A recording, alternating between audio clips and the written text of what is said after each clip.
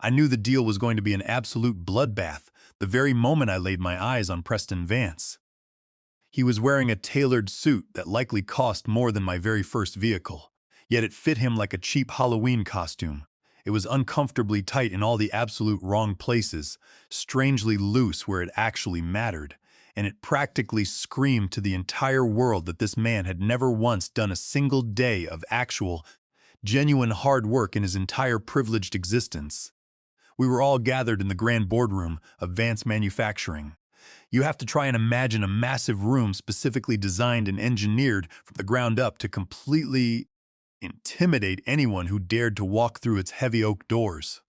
Reginald Vance, the legendary patriarch of the family, sat stoically at the head of the massive table. The man was an absolute institution in the industry. He represented old money, old school values, and the kind of weathered old leather that takes decades to properly age. He built his sprawling manufacturing empire back in the days when managing a supply chain simply meant knowing a reliable guy who owned a sturdy truck. And then, sitting right next to him, there was Preston. Preston was Reginald's only son and proudly held the completely fabricated title of Chief Innovation Officer. In the corporate world, a title like that usually simply translates to the fact that his wealthy father had absolutely no idea where else to put him. So he was essentially paid to just disrupt things that were actually already working perfectly fine without him. I intentionally paused my carefully prepared presentation. I did not sigh in frustration. I absolutely never sigh during high-stakes negotiations. Sighing inherently shows a deep level of emotional weakness, and I refuse to ever show weakness. Deanna, is there some sort of critical problem with the financial figures? No, Reginald, I clearly stated, my voice remaining perfectly level and completely devoid of any emotion. Preston slowly looked up from his glowing screen, blinking his eyes rapidly as if he had just been rudely awakened from a deep nap inside a luxury tanning bed. He looked over at his stern father, and then he slowly looked over at me. Coffee, now, he demanded. I sat perfectly still. I did not even blink my eyes. Did you hear me? Preston suddenly screamed, his voice cracking slightly under the immense weight of his own manufactured outrage. All of the breathable air instantly left the massive room. My brilliant legal counsel, Audrey, completely stopped typing on her laptop. Reginald was physically vibrating with pure, unadulterated rage. I slowly leaned forward, calmly clasping my hands together on the table. Dad, Preston whined pathetically, quickly turning his head to look at Reginald. Thwack. The sudden, violent sound echoed through the room like a literal gunshot. Reginald had abruptly stood up, moving significantly faster than a man of 70 years of age should physically be able to move, and he forcefully backhanded his own son directly across the face. It was absolutely not a playful, gentle tap. The entire room instantly froze in absolute shock. Apologize, Reginald whispered harshly. His gravelly voice was physically shaking, not with the frail weakness of old age, but with a deep, profound rage that was so incredibly intense it literally felt like pure heat rapidly radiating off a burning furnace. Preston gingerly held his rapidly reddening cheek. Dad, you actually hit me! Preston gasped in complete disbelief. I will do significantly more than just that. Reginald hissed aggressively, leaning heavily over the massive table, his knuckles turning completely white from the immense pressure. I quietly watched them interact. This was the exact critical moment. Most normal people would awkwardly look away, feeling a deep sense of embarrassment. I did not look away. Preston stammered nervously. He slowly looked over at me. I did not hear you, I stated firmly. I slowly checked my elegant wristwatch. Reginald looked over at me. There was a desperate, silent plea in his aging eyes. I am truly sorry, Diana, Preston finally said much louder, his cracking voice violently trembling with deeply suppressed fury. Thank you, Preston, I said smoothly, immediately turning my attention completely back to my presentation slides on the glowing screen. I smoothly continued the massive meeting, exactly as if absolutely nothing out of the ordinary had happened, but the reality was that absolutely everything had fundamentally changed. Preston sat there in complete silence, gently nursing his bruised cheek, actively plotting his foolish revenge. He genuinely thought he had just been humiliated. He truly had absolutely no idea. The real, catastrophic humiliation had not even properly started yet. Exactly 10 long minutes after the legendary slap that was essentially heard entirely round the bustling financial district, Preston simply could not take the immense pressure anymore. He abruptly stood up from the massive mahogany table, carelessly knocking his heavy leather chair completely over in yet another dramatic, completely unearned emotional gesture, and he furiously stormed directly out of the quiet room. Reginald slowly sank heavily back into his large leather chair. "Diana," he said, his voice sounding like crushed gravel, "it is exactly who he is." "Reginald," I stated calmly, deliberately closing my sleek laptop with a soft click. "He is my only son," Reginald said softly. It was offered as a weak explanation, but it was certainly not a valid excuse. He feels entirely entitled to the massive financial outcome without actually understanding any of the difficult process required to achieve it. I sharply corrected him. "I can easily work alongside someone who feels threatened. I absolutely cannot and will not work alongside pure incompetent arrogance." Reginald's tired eyes widened in sudden panic. "Reassess?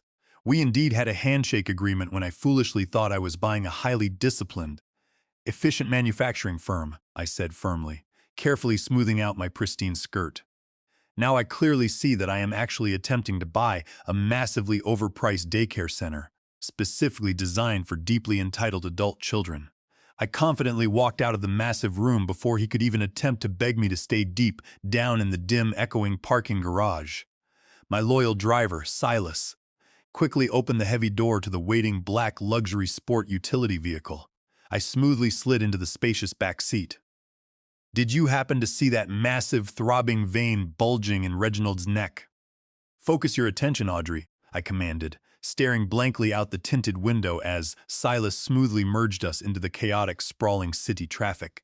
"Preston is absolutely not going to simply take that massive humiliation lying down. He literally cannot do that," Audrey said confidently, fingers tapping rapidly away on the glowing screen. "Preston absolutely does not need any voting shares to completely wreck a complex deal," I said coldly. "He has a big mouth. He has high-level access." "I am already entirely on it," Audrey smirked knowingly. "Do a massive deep dive, Audrey. Find absolutely everything," I firmly ordered. I casually unlocked my phone. I already had 3 consecutive missed calls from Reginald's frantic executive assistant. I completely ignored all of them. "I successfully found something," Audrey suddenly announced, her voice dropping a full octave in serious intensity. "Titan Logistics. They were my absolute biggest corporate rival." "Of course he actually is," I said, a very cold, calculated smile slowly touching my lips. "Titan Logistics will absolutely not value the company as high as we originally did," Audrey quickly noted. "Preston does not care even a tiny bit about the dedicated workforce," I stated flatly. "He only genuinely cares about getting the supposed win, or at the very least, what his limited mind perceives to be a major win." I looked intensely at the sprawling city skyline rapidly passing by my tinted window. "We are not going to stop him?" "No," I firmly confirmed. "You suddenly have that very specific look on your face," Audrey astutely noted. "What specific look is that?" "The precise look you always get right before you utterly destroy someone's entire career on their actual birthday," she replied dryly. "Preston is absolutely not just getting simply fired," I said very softly. Barely above a whisper, exactly 3 long, tense days later, we officially reconvened back in the massive mahogany boardroom. The entire atmosphere in the room was fundamentally different this time. Reginald looked exhausted, as if he genuinely had not slept a single hour since the terrible incident. His aging skin was the unhealthy, pale color of old, dry parchment paper. "Good morning, everyone," Preston boldly announced, loudly projecting his annoying voice to the absolute back of the massive room, as if he were starring in a terrible college theater production about cutthroat corporate sales. I slowly turned and looked directly at Reginald. He just silently stared down at his aging, trembling hands. He was foolishly letting the young boy briefly play captain, which was a massive, fatal error in judgment. "Is that actually so?" He actually stood up and began to pace around the massive room. He truly paced back and forth. "We have been actively reviewing the detailed term sheet very closely." He intentionally paused for dramatic effect. Audrey let out a very sharp, sudden exhale completely through her nose. "A new spin-off venture?" It is a massive disruptor in the supply chain blockchain, artificial intelligence space. Preston loudly buzzed with extreme confidence. It was complete, utter nonsense. How incredibly interesting, I said smoothly, deliberately making a show of absolutely not writing anything down in my notebook. Preston smirked widely, his teeth gleaming, and there it finally was. I completely see, I said calmly. Well, Preston, those are truly very significant structural changes to the deal. Preston beamed with absolute pride. He quickly looked over at his silent father with a smug expression that clearly screamed, "See, that is exactly how you effectively handle the hired help. You will absolutely have a formal response by then," I promised him. I calmly walked directly out of that absurd meeting and went straight back to my luxury hotel suite. I did not go there to sleep. I went there to ruthlessly work. Preston foolishly thought that massive corporate deals simply happened inside the four walls of a boardroom. I met privately with Martha, the chief financial officer, for a lavish high tea. Martha, an incredibly traditional woman who remarkably still balances her personal bank checkbook completely by hand, suddenly looked as if she had just swallowed a whole sour lemon.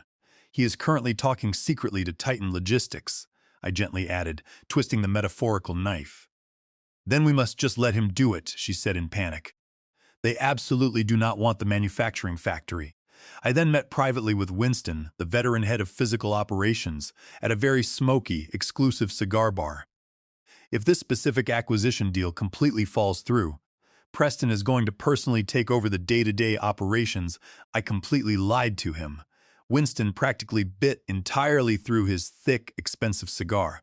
I was absolutely not just merely reacting to Preston's foolish moves. I was actively, aggressively insulating the entire corporate building against him.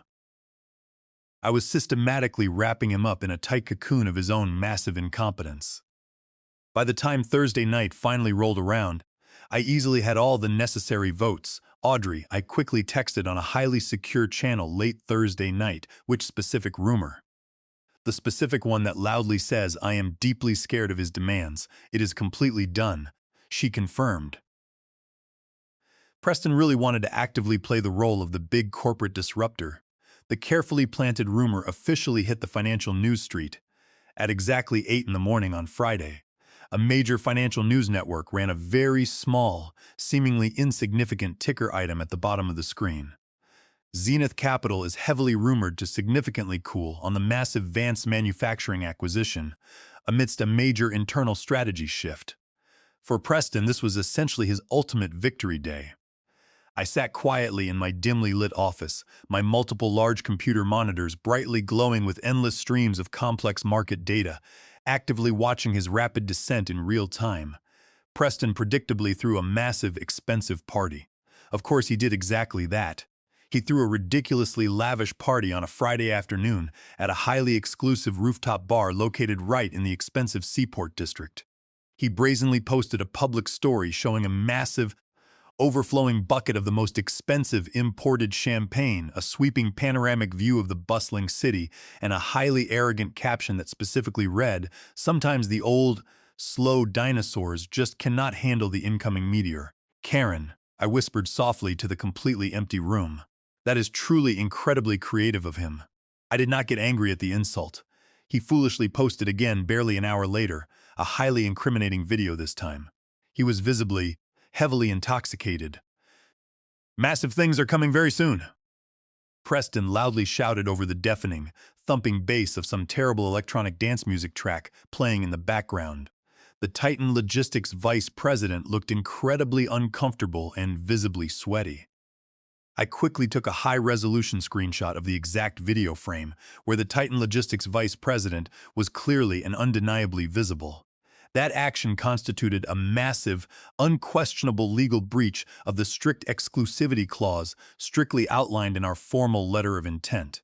While Preston was busy happily popping extremely expensive bottles of champagne, I was already on a highly urgent conference call with the three most critical major suppliers for Vance Manufacturing. You see, the company successfully manufactures massive industrial water pumps, but they do absolutely not manufacture the complex internal valves required inside those pumps. "Gentlemen," I spoke calmly and authoritatively to the senior supplier representatives on the encrypted call. As you all are well aware, the massive acquisition is currently in an incredibly delicate transition phase. We have definitely heard some very concerning rumors, the senior representative from Ohio stated nervously. Exactly that, I said firmly, allowing the sheer, utter absurdity of the concept to hang heavily in the silence. If that foolish pivot actually happens, your highly lucrative, long-term contracts for the standard internal valves will most likely be completely voided almost immediately. For exactly how long? 5 solid years, I replied instantly. Total silence followed. We would absolutely have to completely drop Vance Manufacturing as a client, the overseas technology representative finally said, sounding hesitant. Vance Manufacturing is actively pivoting directly crypto, I aggressively reminded them both, by exactly 4 in the afternoon, while Preston was most likely doing messy body shots off a tired cocktail waitress. I had successfully legally signed massive, ironclad exclusivity agreements with the exact 3 vital vendors that Vance Manufacturing absolutely critically needed simply to exist as a functional business. It was no longer just about simply buying the nice house anymore. Audrey confidently walked directly into my office precisely at 5 in the evening. You look entirely too happy about something, I noted carefully. I successfully found the other specific thing you urgently asked for, she said with a massive predatory grin. I quickly opened the thick folder. The contents were incredibly dense. Massive stacks of official bank records originating from the Cayman Islands, completely fake shell companies with absurd, stupid names like T-Bone Holdings. He has been illegally billing the company for massive, fake consulting fees directly to his own fake shell companies. Audrey happily explained exactly how much in total. $3 million over the course of 4 years, she confirmed. I slowly ran my index finger over the printed numbers. This was a clear, undeniable breach of fiduciary duty. It was absolutely not just simple incompetence anymore. Do we immediately call the federal authorities? No, I said firmly, snapping the thick folder shut. Not quite yet. So, what exactly do we do next? We go to a very nice dinner, I said smoothly. I specifically arranged to personally meet Reginald at a highly exclusive French restaurant. Reginald looked incredibly frail when he arrived. The usual, commanding swagger was completely gone. Deanna, he said weakly, half rising from his chair out of ingrained politeness. Please sit down, Reginald, I said firmly, taking my own comfortable seat. We awkwardly went through the standard motions of ordering our expensive meals. Preston currently believes you are officially leaving the negotiating table, Reginald suddenly said, slowly cutting into his raw steak tartare. He is currently actively celebrating it. Reginald winced visibly. He is an actual criminal, Reginald, I stated very clearly and directly. Dropping all pretense, the sheer, heavy silence that immediately followed was absolute and crushing. The constant clatter of expensive silverware in the background seemed to completely fade away into nothing. That is an incredibly strong word to use, Diana, he warned quietly. I have a very thick file, I calmly countered. I absolutely did not produce the actual file. I did not need to physically show it. The looming, heavy threat of a highly damaging file is always significantly heavier than the actual paper file itself. Reginald went completely, sickeningly pale. He slowly put his silver fork down onto his expensive plate. He suddenly looked exactly like an incredibly old, utterly defeated man. He absolutely knew. If this incredibly damaging information ever goes public, Reginald whispered, his voice trembling, he will absolutely go to federal prison. Yes, he certainly will, I agreed coldly, and the once proud family name becomes instantly synonymous with massive corporate fraud. Reginald looked desperately at me, pleading with his eyes. I know he is, I said softly. My tone of voice was very gentle, but it was absolutely not kind. What exactly do you want? I completely want the entire company, Reginald, on the exact original financial terms we discussed. Absolutely no crypto pivot. He will aggressively fight it, Reginald warned tiredly. Titan Logistics is absolutely not going to ever buy you, I stated firmly. I personally saw the video of him with their vice president. The very one Preston was heavily partying with it. Reginald looked exactly as if he had just been brutally punched directly in the gut. I can actively save this company, I promised. I can completely protect the massive workforce. Reginald stared blankly down into his half-empty martini glass. He slowly swirled the green olive around. He has a massive public press conference, officially scheduled for Monday morning. Reginald said very quietly. Let him do it, I said simply. Reginald looked up, deeply confused. Let him go right up onto that stage, I insisted. Let him proudly stand directly in front of all those rolling news cameras. It will be incredibly cruel, Reginald whispered. It will be absolutely final, I replied coldly. Reginald looked silently at me. I will have the chocolate souffle, Reginald finally said. When Monday morning arrived, the massive press conference was being held directly in the main glass atrium of the corporate building. They had foolishly set up a massive, expensive stage, bright blue theatrical lighting, and a giant, ridiculous banner that boldly read, "The future is decentralized." Preston bounded enthusiastically onto the stage. He was actually wearing a black turtleneck sweater. "Welcome, everyone!" Preston shouted loudly into his expensive headset microphone. He actually said the words boomer stuff into a live microphone. We were currently in deep talks with Zenith Capital. Preston continued arrogantly, aggressively pacing the stage. But we suddenly realized their vision was entirely too small. Terminate? Instead, Preston shouted, throwing his arms up dramatically, "We are aggressively pivoting." The heavy silence in the massive room was palpable even straight through the live video feed, and Preston proudly added, "We are officially entering a massive strategic partnership with Titan Logistics to completely share our intellectual property." That was the exact signal I was waiting for it. I immediately picked up my office phone. "I am actively watching it live," Stanley replied, sounding disgusted. "Exactly," I said. "Consider it completely done," Stanley said. I then quickly called the overseas controller firm. Done. On the glowing screen, Preston was eagerly basking in the weak applause of exactly 3 loud people in the very front row, who were most likely just his drunken buddies from the weekend party. "Are there any questions?" A serious journalist from a major financial newspaper quickly stood up. Preston blinked rapidly, looking caught off guard. Well, we are. You essentially make massive water pumps," the journalist stated dryly. "We will just simply 3-dimensional print them." It was a complete, spectacular train wreck. Then I suddenly saw slow movement in the deep background of the video feed. It was Reginald. He slowly walked right onto the brightly lit stage. Preston quickly turned around. "Dad?" Reginald calmly walked straight up to the center microphone. "Ladies and gentlemen," Reginald said. Preston instantly froze in terror. "There is absolutely no new cryptocurrency," Reginald stated firmly. The massive room instantly erupted into pure chaos. "Dad!" Preston shrieked hysterically, aggressively grabbing his father's arm. Reginald very gently but firmly removed his son's shaking hand. "You are absolutely not the future, Preston," Reginald said clearly into the hot microphone. 3 massive security guards, men who I had personally recommended. Reginald Heir the day before, quickly stepped onto the stage.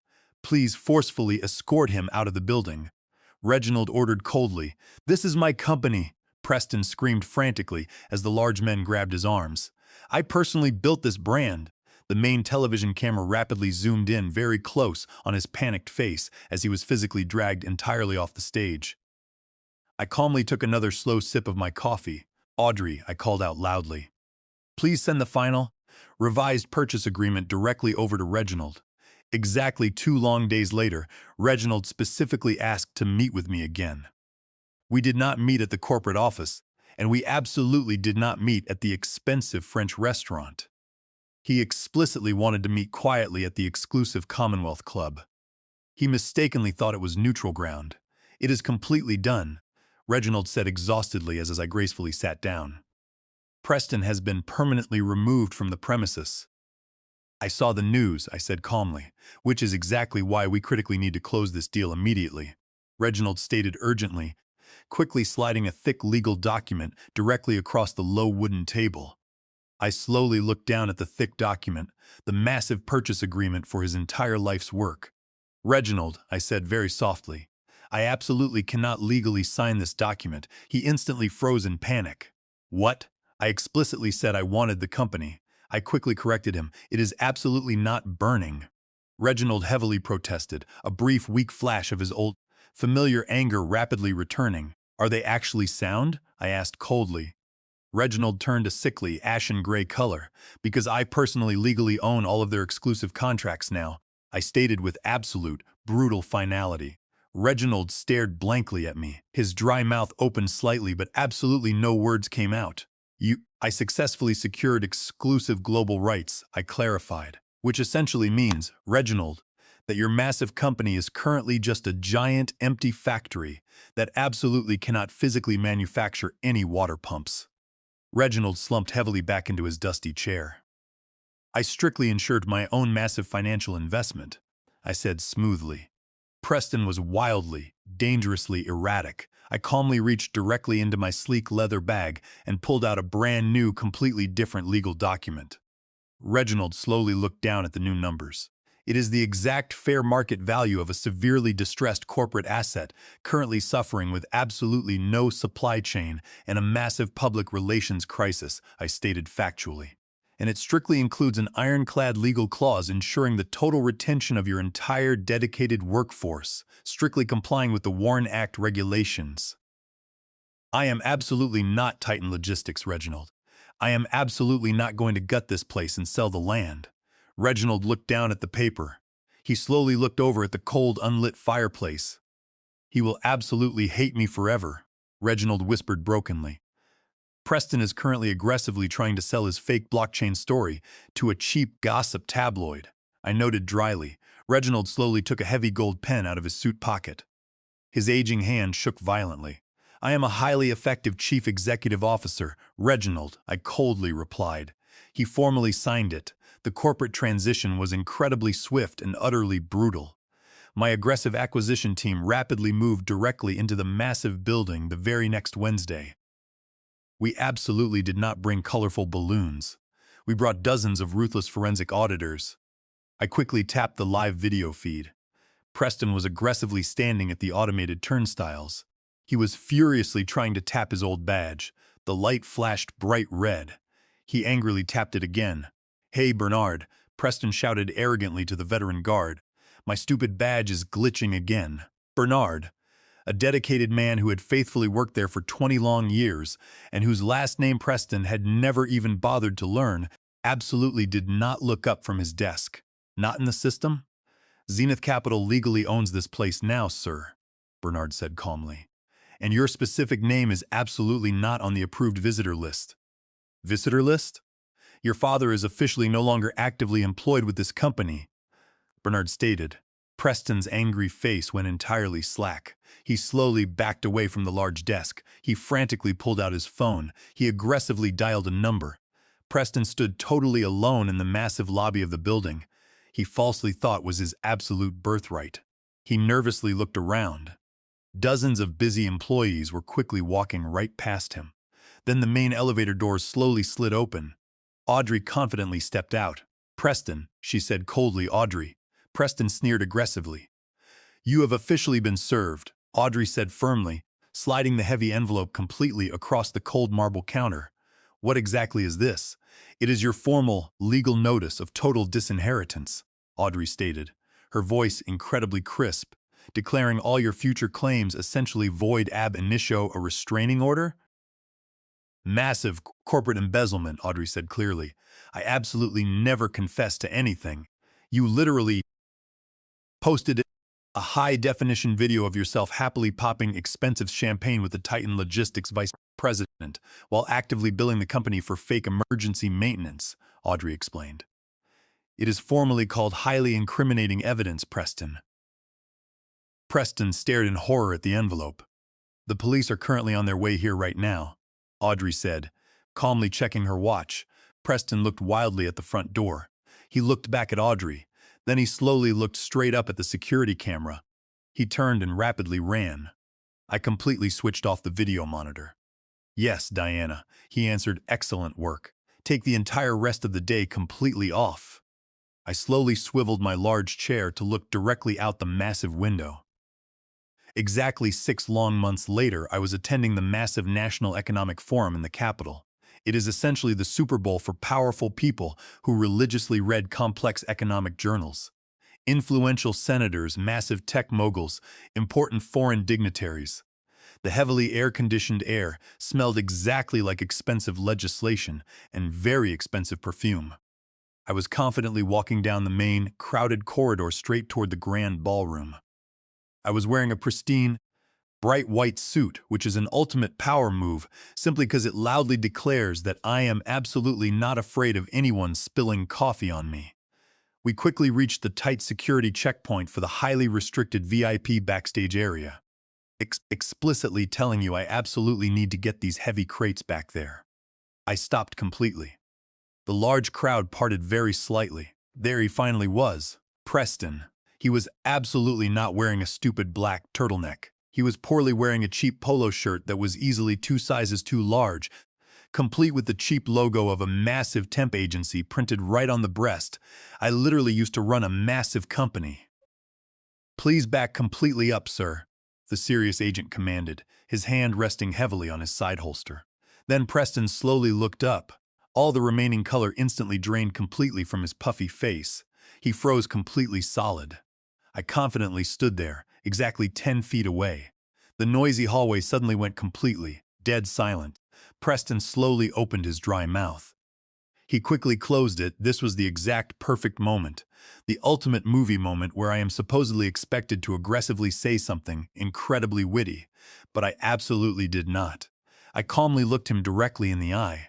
I firmly held his terrified gaze for exactly 3 seconds. I actively let him clearly see that I was absolutely not angry at him. He physically shrank. "Excuse me," I politely said to the Secret Service agent. "Right this way, ma'am," the agent said respectfully, quickly stepping aside and aggressively pushing Preston completely back with a very firm hand. I confidently walked right past him. I absolutely did not look back. I could physically feel his desperate eyes staring heavily on my back, intensely burning with massive, unbearable shame, but I simply did not care even slightly. I calmly walked directly onto the massive stage. The bright theatrical lights instantly hit me. "Good morning, everyone," I said clearly. And for the very first time in 6 long months, I absolutely did not think about Preston at all.